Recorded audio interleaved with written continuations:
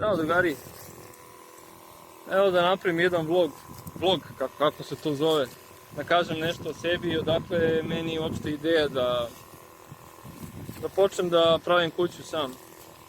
To je jednostavno, mislim. Upravo prskam sa prskalicom, vidite ovdje, iza mene. Prskam sa prskalicom put koji je zajednički put, inače evo, kao što vidite skroz do gore. Urastao je u korovu, to ne samo da dozvolimo tako. Jer jednom kad pustiš korov, to je, sad čuj Bože, znači od sljedeće godine pa nadalje. Nebitno to. Htio sam napraviti, isto da vam kažem zbog čega sam uopšte došao do ovu ideju da sam gradim kuću. Jednostavno, znači podstanar sam, imam dete, ženu, hoću još dece da imam, a u ovoj državi, boga mi, nemoguće je, mislim, nije realno da ja sad neki stan, šta znam, od 30 kvadrata u nekoj zgradi, znači sa nekim komšijama, koji mi nikad u životu neće ni trebati, gradske komšije, mislim, šta reći, bro. Tako da sam rešio da kupim neki plac, blizu Beograda, u opštini Barajevo. I evo, od oktobra do sad, boga mi, svašta sam uradio što se tiče pripreme placa. Konkretno, kupio sam plac za 1000 evra po aru, poljoprivredno zemljište. Nije lako. Nije ni malo, a nije ni mnogo, kako da kažem. Međutim, sada vredi mnogo više, zato što su određene mnoge stvari, kao što je, na primjer, ovaj put sa komšijama. Jako je bitno imati dobre komšije, znate. Jako je dobro imati dobre, složne komšije, a ja ih imam. To mi je bitno, bilo bitno da ih, s obzirom da je kuća, znači komšija u kući, kad imate kuću, komšija vam je ko najrođeniji, znači tako da treba birati komšije. Šta sam teo kažem još? Morao sam malo se sakrijem od sunca, pošto je poprilično vrućina. Gde sam stao? Da, kod komšija. Treba imati dobre komšije, ja ih imam, jer smo se od početka, pazite, kako da vam kažem, od početka smo se upoznali, mi tu par komšija koji su kupili placeve, inače jedan moj prijatelj koji je pored mene isto kupio plac, i ja i on ćemo zajedno da gradimo, svako na svom placu će graditi kuću, tako da ćemo se pomagati međusobno. Ono što sam teo da kažem, od oktobra do sada smo odradili poprilično posla što se tiče zajedničkog puta i što se tiče, samo što se tiče puta, a posred puta je bila šuma. Evo možete da vidite neke snimke i neke videoklipove koje smo radili, znači to smo sekli, zvali bager da vadi panjeve, trošak, znači koliko je bager naplaćivao, valjda po 50 evra po satu, tako nešto, sad se baš i ne sjećam, znači to sve košta, i vremena i novaca, ali bitno mi je da svaki mesec nešto uradim, znači to mi je plan, znači što se tiče gradnje kuće, svaki mesec nešto mora da uradim. I ako ništa nisam radio, bar sam kupovao neke alate koji će mi trebati za kuću. Tako da, onda posle vađenja tih korova i tih panjeva, kad smo očistili sve, složili smo se da postavimo put. Put je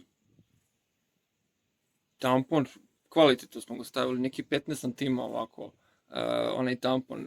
To je onaj kao kamen malo manji od kamena kojeg postavljaju na vozove, znate na šine, pa malo manja granulacija. Ne znam tačno koja, ali muški odred, znači to je prvi sloj ovako 15 santima visine, između 10 i 15 santima, pardon.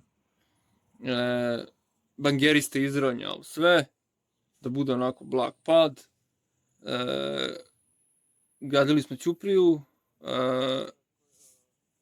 pošto mi imamo kanal na početku, evo možete vidjeti ovde, tu smo betonirali nešto, gradili ćupriju, da može voda da prolazi ispod puta. To je jako bitno što se tiče drenaža, pošto je moj plac onako na jednoj blagoj kosini, a skroz ta kosina nije mala, mislim, kosina je mala.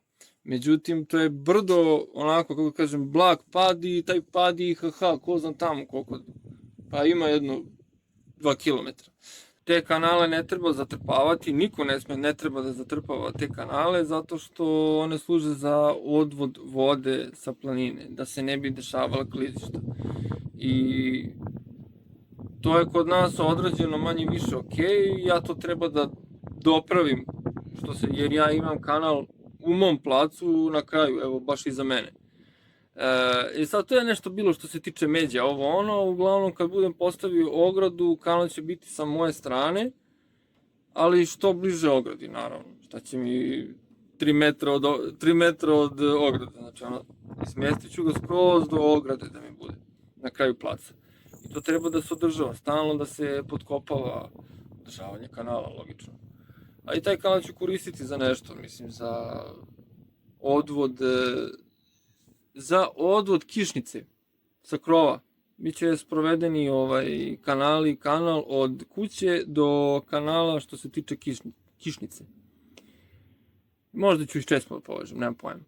Vidjet ću kasnije. Ali da, to mi je ideja i to je to što se tiče česma i to je to što se tiče kanala. Trenutno sam pred kraj papirologije, znači sad se upravo radi prenamena zemljišta iz poljoprivrednog u građevinsko. I to treba se plati, ali ne znam tačno koliko treba platim, saznaću za par dana kada obračunaju neka komisija, ne znam ja šta.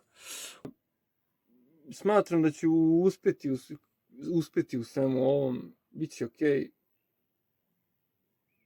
Trudim se i tako.